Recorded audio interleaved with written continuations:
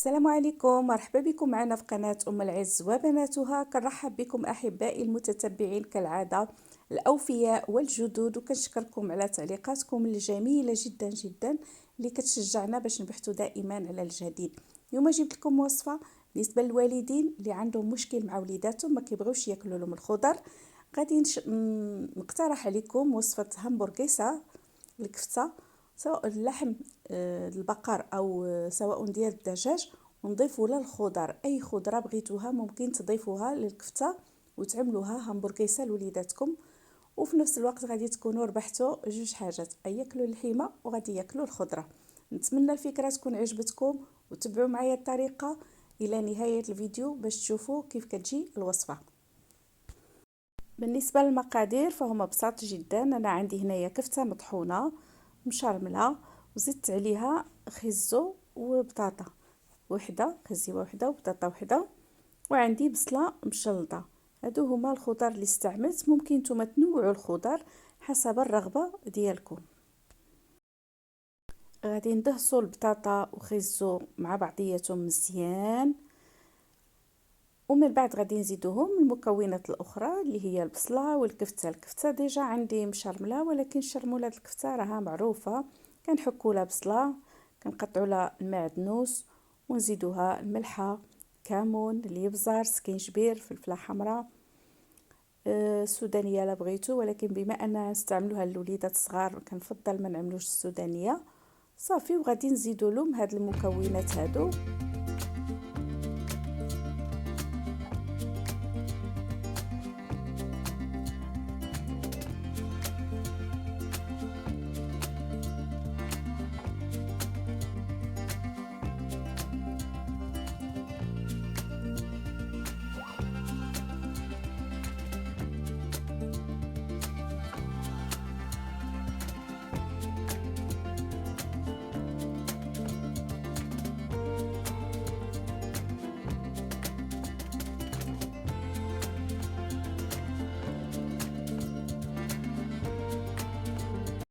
هنايا ملي كنوصل لمرحله الكفته كنزيدوا واحد المكون اساسي اللي هما النشا.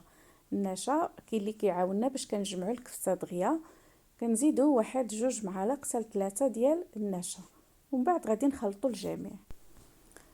وغادي نزيدوا كذلك الثومه، ثومه حبوب يابسه، ما عندكمش كنعملوا ثومه عاديه.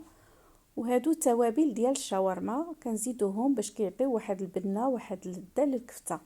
صراحه راه هاد الكفته كتجي بنينه ولذيذه، غير عملوها لوليداتكم اكيد غادي يعجبهم ياكلوها. ما غاديش يحسوا بداك الخضره اللي ضفناها، ويعني غير جربوها وردوا عليا. وفي الاخير غادي نزيدوها واحد معلقه ديال الفلفله حمراء وبيضه، ونجمعوا كل شيء باش نوجدوا الكفته ديالنا تقريبا بهذا الشكل. هذا غادي تكون واجده.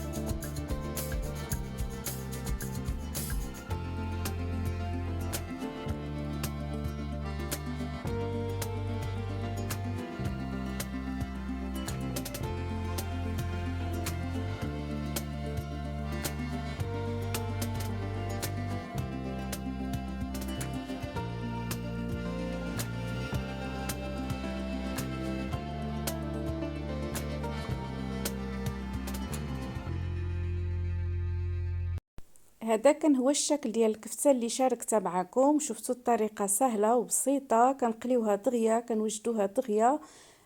يعني واحد الفكرة ديال وجبة غداء عشاء لوليداتكم، مفيدة ومغذية وفيها مكونات رائعة للجسم.